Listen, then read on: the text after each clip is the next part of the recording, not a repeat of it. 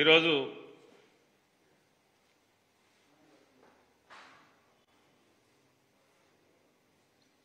చిలకలూరిపేటలో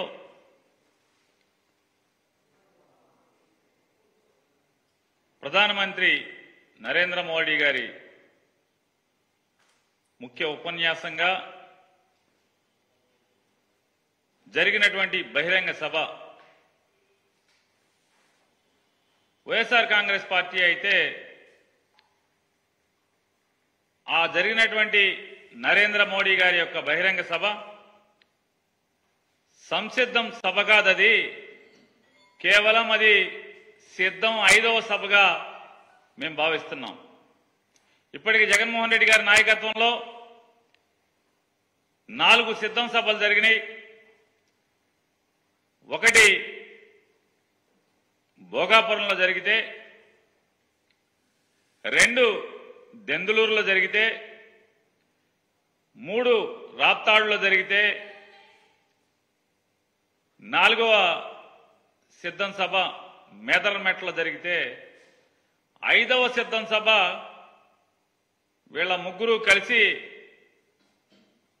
చిలకలూరుపేటలో పెట్టినటువంటి సభగా మేము భావిస్తున్నాం. ఎందుకు దాన్ని సిద్ధం 5 సభగా మేము భావిస్తున్నామంటే,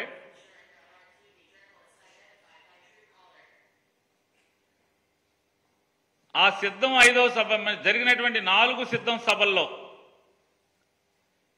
జగన్మోహన్ రెడ్డి గారు పాల్గొన్నటువంటి 4 సిద్ధం సభల్లో ఈ రాష్ట్ర ప్రజలు, అలాగే వైఎస్ఆర్ కాంగ్రెస్ పార్టీ జెండా మోసేటువంటి ప్రతి కార్యకర్త మళ్ళీ జగన్మోహన్ రెడ్డి గారి పరిపాలనే ఎందుకు కావాలి, ప్రజలు ఎందుకు ఓటేయాలి అనేది తేటతెల్లం చేస్తే,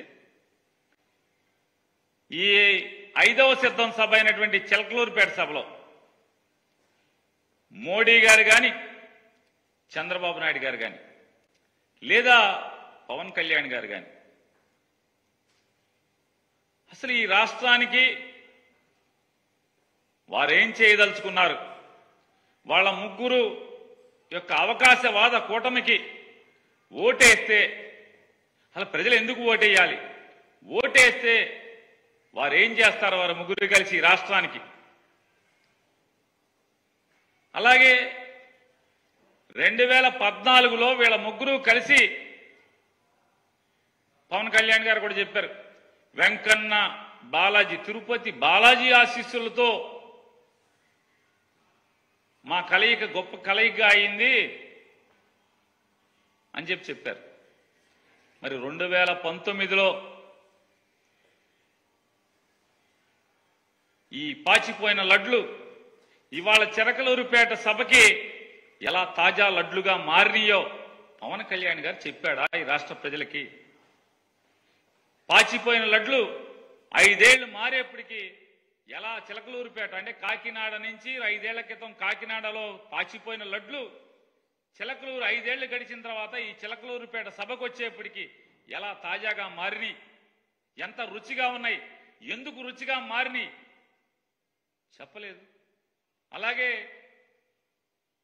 భారతదేశానికి ఒక దుర్మార్గమైనటువంటి పరిపాలకుడు, ఒక నియంత, భారతదేశానికి ఒక టెర్రరిస్ట్ లాంటి నరేంద్ర మోడీ అన్నటువంటి నరేంద్ర మోడీ ఇవాళ చంద్రబాబు నాయుడు గారికి 5 ఏళ్లు తిరిగేప్పటికీ ఎలా భారతదేశాన్ని ఉద్ధరించే నాయకుడిగా మోడీ మారాడో, ఆంధ్ర రాష్ట్ర ప్రజలు మోడీ గారి నాయకత్వానికి ఎందుకు ఓటేయాలో, వారు ముగ్గురు కలిసినటువంటి అవకాశవాద కూటమికి ఎందుకు ఓటేయాలో, వారికి ఓటేస్తే ఈ రాష్ట్రానికి వచ్చేటువంటి మేళ్ళేంటి చంద్రబాబు చెప్పలేదు. చెప్పకపోగా ఏంటయ్యా అంటే అదంతా కూడా అక్కడ జరిగినటువంటి సభలో సిద్ధం 5 సభ చిలకలూరుపేటలో జరిగినటువంటి ఏంటంటే చంద్రబాబు నాయుడు మాట్లాడేది మొత్తం అంతా కూడా క్షమస్వత్వం అన్యదా శరణం నాస్తి త్వమేవ శరణం మమ అంటే, అయ్యా నన్ను క్షమించు, మోడీ గారు నన్ను క్షమించు, మోడీ గారు నన్ను క్షమించు, నా నోటితో నిన్ను భార్య లేదు, నీకు కుటుంబం లేదు, నీకు నువ్వు ఒక ఎదం చెడిన వాడివి, నువ్వు ఈ దేశానికి నష్టం, ఈ దేశానికి నువ్వు ఒక టెర్రరిస్టు, అరిష్టం, నువ్వు దుర్మార్గుడివి, పాపాత్ముడివి అని నా నోటితో తిట్టాను. కానీ అదే నోటితో ఇవాళ నేను ఏం మాట్లాడా అంటే, మోడీ అంటే అభివృద్ధి, మోడీ అంటే సంక్షేమం, మోడీ అంటే ఆత్మగౌరవం. అంటే దాని అర్థం ఏంటి? క్షమస్వస్థం క్షమస్వస్థం స్వత్వం అంటే నన్ను క్షమించు మోడీ, నన్ను క్షమించు మోడీ, అన్యదా శరణం నాస్తి. నన్ను జగన్ నుంచి కాపాడేవాడు ఎవడో లేడు.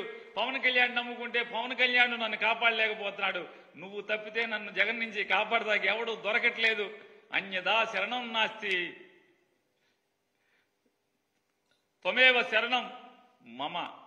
నన్ను జగన్ నుంచి కాపాడు మోడీ అని కాళ్ల మీద పడటం తప్పితే ఇందులో ఈ సభలో అతను మాట్లాడింది ఏంటి? చంద్రబాబు నాయుడు ఏం మాట్లాడాడు? మొన్న ఎందుకు తిట్టాము, ఇవాళ ఎందుకు మోడీ కావాలి ఈ రాష్ట్రానికి? మోడీ వస్తే ఏం చేస్తాడు? ప్రత్యేక హోదా ఆ రోజు 5 ఏళ్లు కాదు 10 ఏళ్లు ఇస్తానని మోసం చేశాడు ఈ రాష్ట్రాన్ని, నాశనం చేశాడు ఈ రాష్ట్రాన్ని అని చెప్పి నోటితో ఇవాళ మోడీ అంటే తెలుగు ప్రజల ఆత్మగౌరవం, మోడీ అంటే దేశ ప్రజల ఆత్మగౌరవం, మోడీ అంటే అభివృద్ధి, మోడీ అంటే సమిక్షేమం, సంక్షేమం కాదు సమిక్షేమం. మరి ఏమైంది? ఏంటి మార్పు కారణం ఏంటి? మోడీ అంటే సంపద సృష్టించే వ్యక్తి, మోడీ అంటే ఒక నమ్మకాన్ని కలిగించే వ్యక్తి. కరోనా సమయంలో మనందరి ప్రాణాలని కాపాడాడు. చంద్రబాబు నాయుడు గారి యొక్క కీర్తి సుధా ఇది. మోడీ గారి గురించి ఆయన వాళ్ళు మాట్లాడినటువంటి కీర్తి సుధా. ప్రపంచంలో భారతదేశాన్ని 5వ స్థానాన్ని నుంచి 3వ స్థానానికి తీసుకొచ్చాడు. అమెరికా తర్వాత మళ్ళీ మనమే చెడతలుచుకుని యమకుట్టుడు భజన, మామూలు భజన కాదు ఈ చంద్రబాబు భజన, అసలు మామూలుగా హరిలో రంగ హరి. మనందరం మోడీ ఆశయాలతో అనుసంధానం కావాలంట చంద్రబాబు నాయుడు గారి చిత్రం. మనందరం మోడీ ఎందుకు కావాలి? ఈ 5 ఏళ్ళ గడిచిన 2019 నుంచి ఈ రోజు దాకా మీరే తిట్టారు కదా, మీ బామ్మర్తో తిట్టించారు కదా, మోడీ లుచ్చాహే బచ్చాహే అని. ఆ మోడీ లుచ్చాహే బచ్చాహే ఇవాళ అచ్చాహే ఎట్టా అయ్యాడు? ఎలా అచ్చా అయ్యాడు? ఎందుకు అయ్యాడు అంటే మీరు కూడబలుక్కుని దొంగల ఊళ్ళు పంచుకున్నట్టుగా మీరు ఏకమైపోతే సరిపోద్దా? ఈ రాష్ట్ర ప్రజలకి మీరు ముగ్గురు ఎందుకు కలిశారు? ఏంటి మాకేంటి ఈ రాష్ట్రానికి ఏంటి అని చెప్పని ఒక్కటి చెప్పలేదు అక్కడ మీ ముగ్గురులో.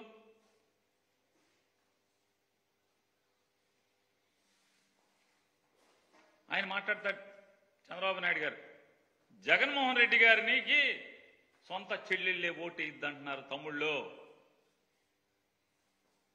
చంద్రబాబు నాయుడు గారు,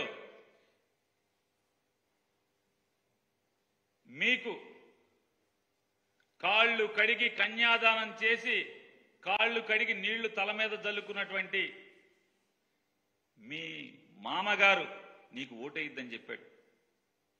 నువ్వు సర్వనాశనం అవ్వాలని చెప్పాడు. నువ్వు ఒక దగాకోరని చెప్పాడు.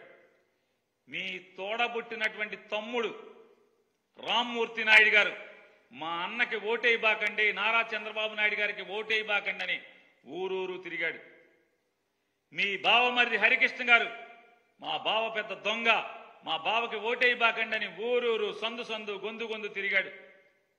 మీ తోడల్లుడు దగ్గుపాటి వెంకటేశ్వరరావు గారు ఇతను ఒక వెన్నుపాటుదారుడు, కుట్రదారుడు, దొంగ, ఏయబాకండి ఓటు అని మీ తోడళ్ళు తిరిగాడు.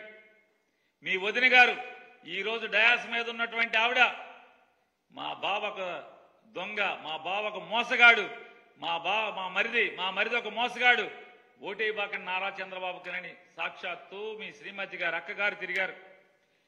మీ మేనగోడల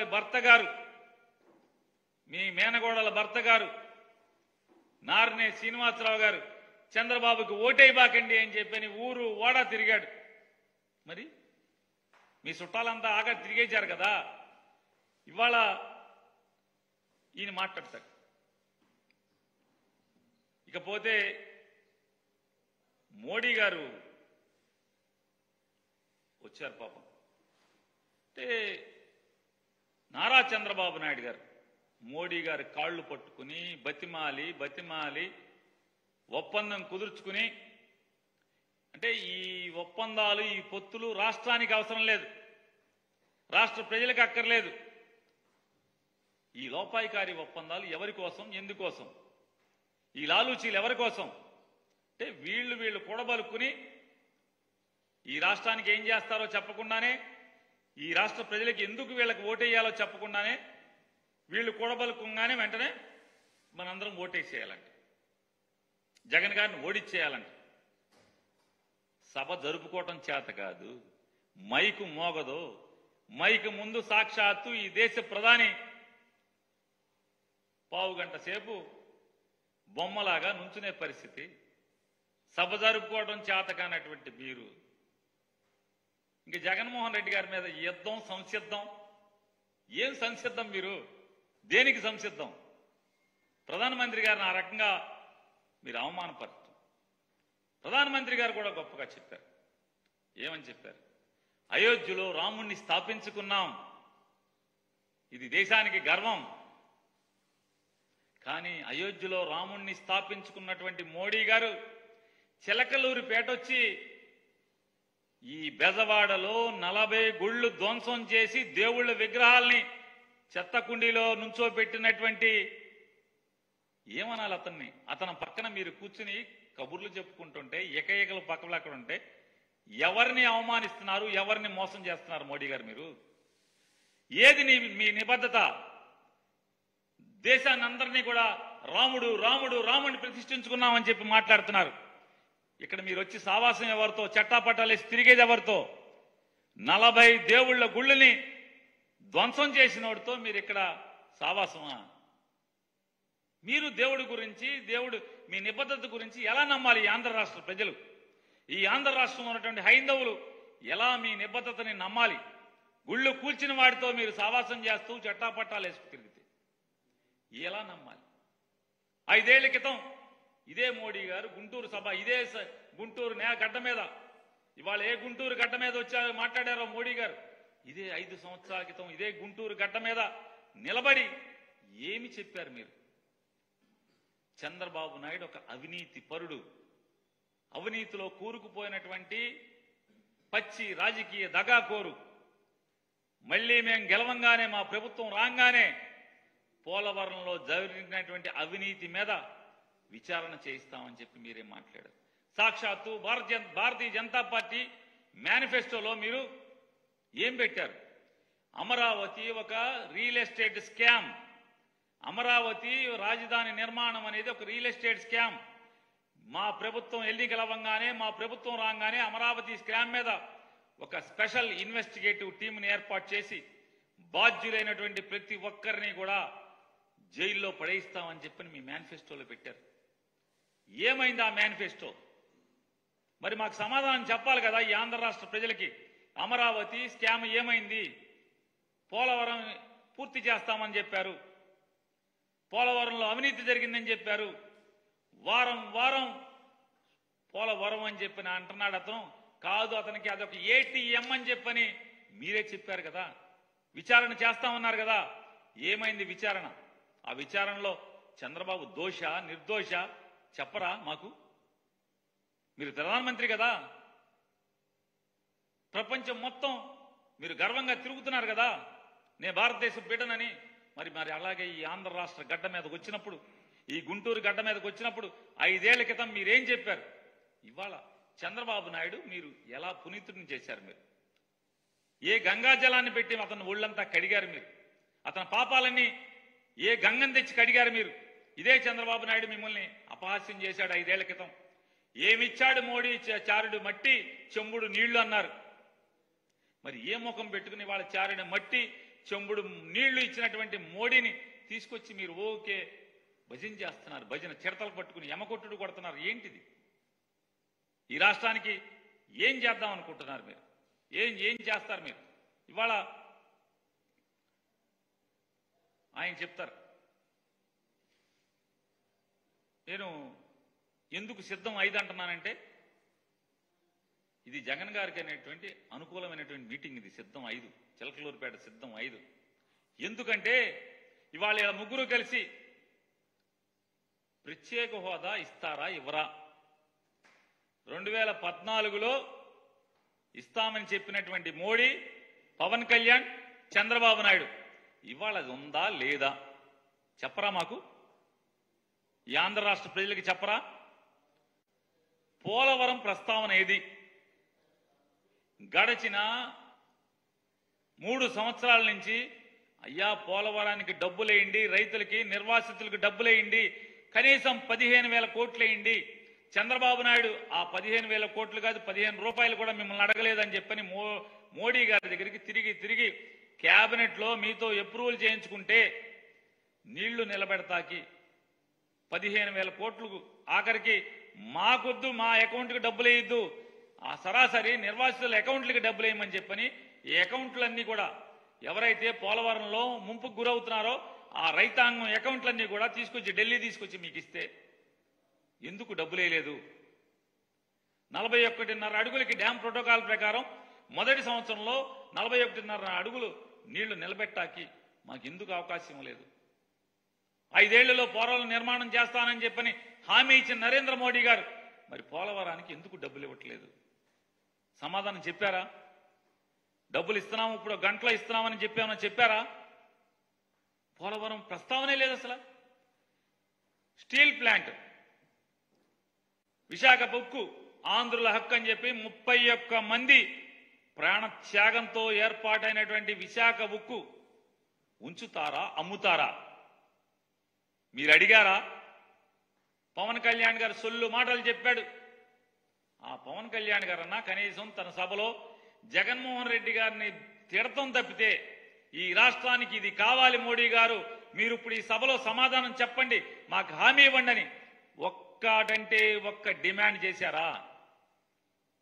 పాపం వెళ్ళి విశాఖ ఉక్కు ఉద్యమం చేస్తున్నటువంటి కార్మికుల దగ్గరికి వెళ్ళి ఎన్నో నాటకాలు ఆడారు కదా, ఎన్నో డ్రామాలు వేశారు కదా.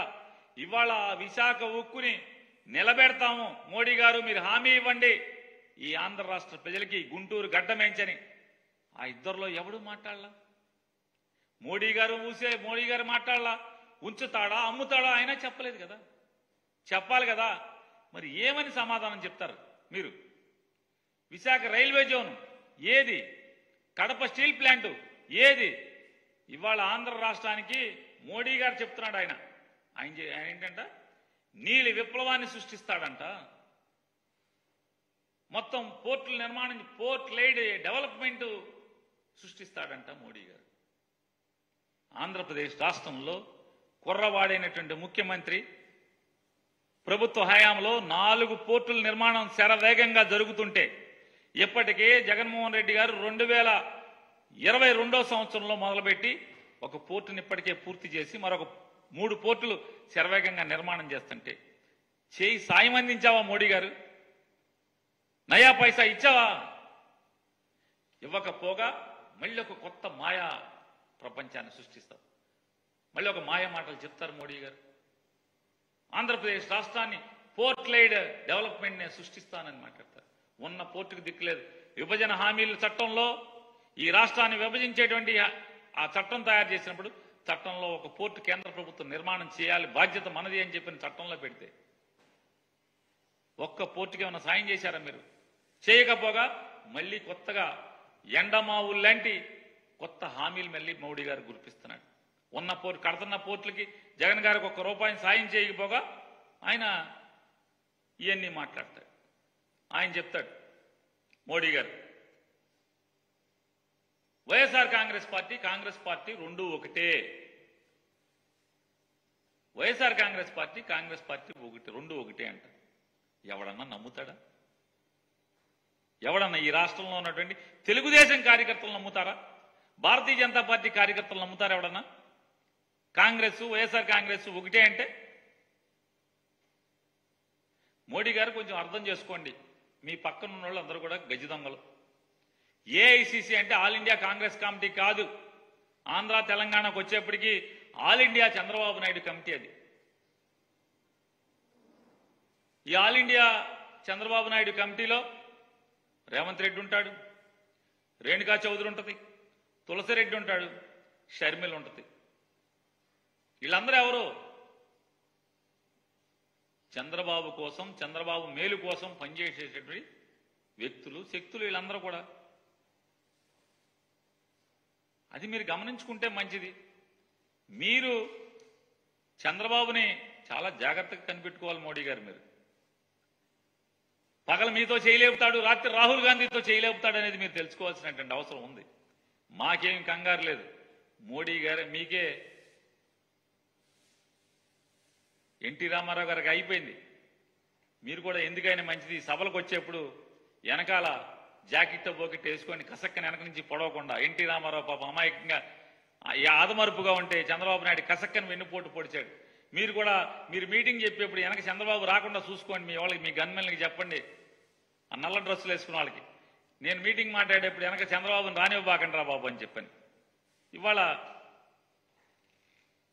పగలు మోడీతో, చీకట్లో రాహుల్ గాంధీతో చేతులు కలిపేటువంటి చంద్రబాబు నాయుడిని పక్కన పెట్టుకుని మీరు కాంగ్రెస్, వైఎస్ఆర్ కాంగ్రెస్ ఒకటని మోడీ గారు లాంటి వ్యక్తి మాట్లాడటం అనేది ఇక అది మీకే చెల్లుతుంది. ఆయన చెప్తారు,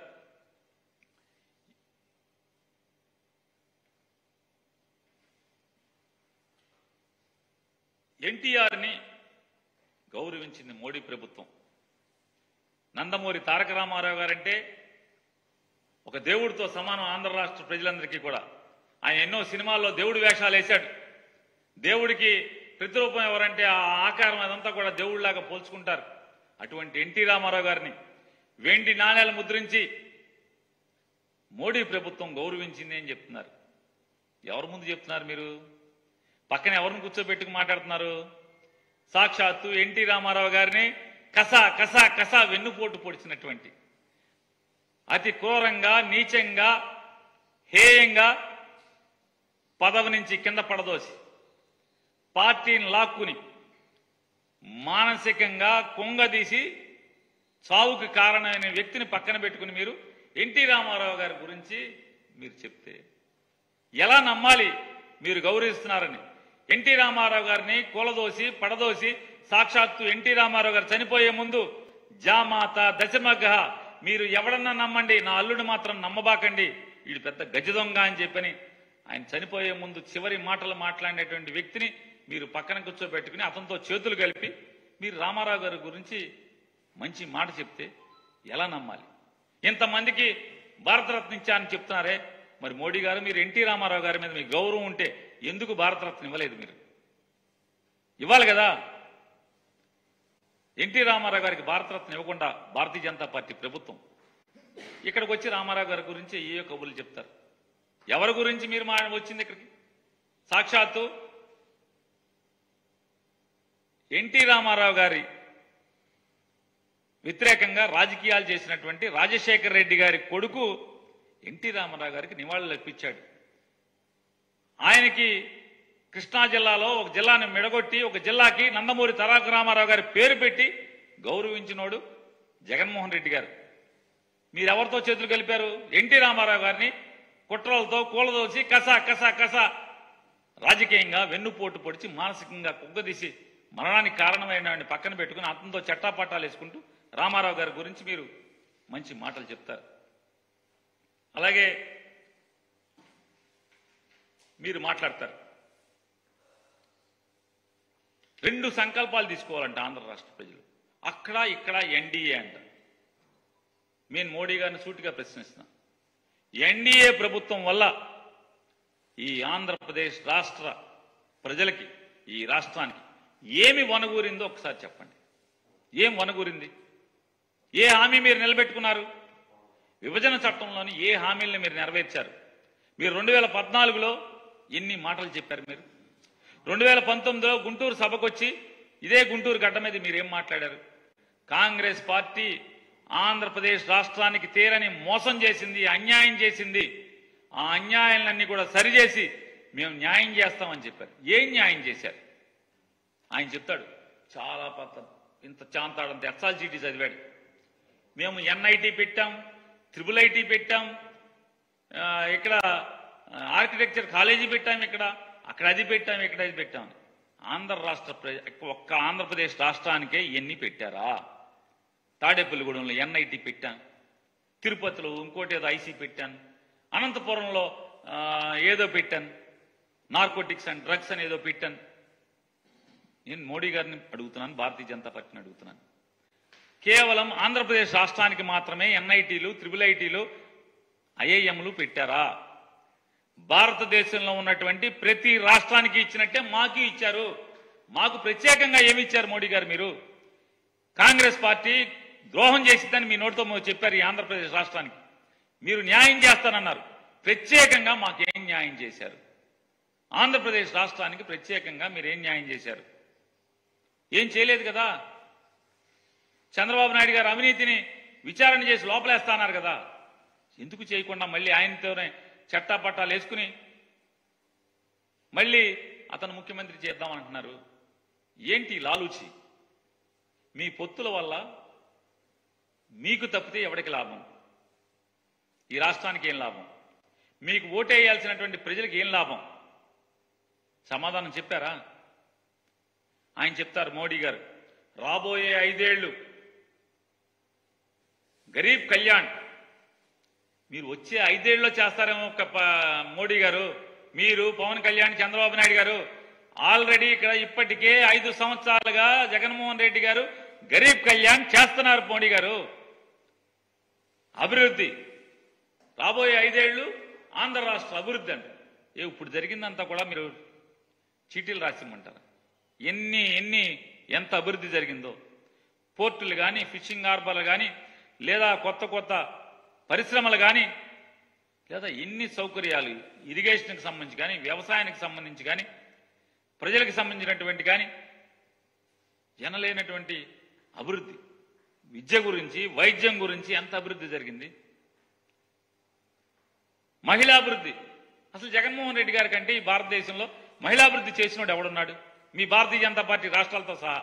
మీరు వచ్చే 5 ఏళ్లలో చేస్తామని చెప్తున్నారు మహిళాభివృద్ధి. ఇప్పటికే జగన్మోహన్ రెడ్డి గారి ప్రభుత్వం 2019 నుంచి 24 దాకా మహిళలకి భారతదేశంలోనే ఏ రాష్ట్రం చేయనటువంటి మహిళాభివృద్ధి, మహిళా సాధికారతని చేసి చూపించినటువంటి ప్రభుత్వం జగన్మోహన్ రెడ్డి గారి ప్రభుత్వం. పోర్ట్ లైట్ డెవలప్మెంట్, పోర్టులు నిర్మాణం ద్వారా అభివృద్ధి అంట. ఆల్రెడీ ఒక పోర్ట్ నిర్మాణం చేశాడు. మరొక 3 పోర్టులు వచ్చే జనవరి, ఫిబ్రవరికి పోర్టులు పూర్తవుతున్నాయి. మీరు ఓటేస్తే వచ్చే 5 ఏళ్ళలో చేస్తానన్నాయి. ఈ 5 ఏళ్లలోనే జగన్మోహన్ రెడ్డి గారు చేస్తున్నారు మోడీ గారు. అందుకే చెప్తున్నాం, ఇవన్నీ కూడా సిద్ధం 5వ సభ ఇది. ఎందుకంటే మేము చేసేవి వచ్చే 5 ఏళ్లలో చేస్తామని చెప్తున్నారు. అంటే ఈ రాష్ట్రానికి వీళ్ళ ముగ్గురికి ఓటేయటం వల్ల జగన్ కన్నా మేమేమీ ఎక్కువ చేయలేము, మాకన్నా ఎక్కువే జగన్ ఇప్పటికే చేస్తున్నాడు, జగన్ చేసేయే మళ్ళీ మేము చేస్తాము అని చెప్పేటువంటి సిద్ధం 5వ సభ ఇది. ఇవాళ ఆయన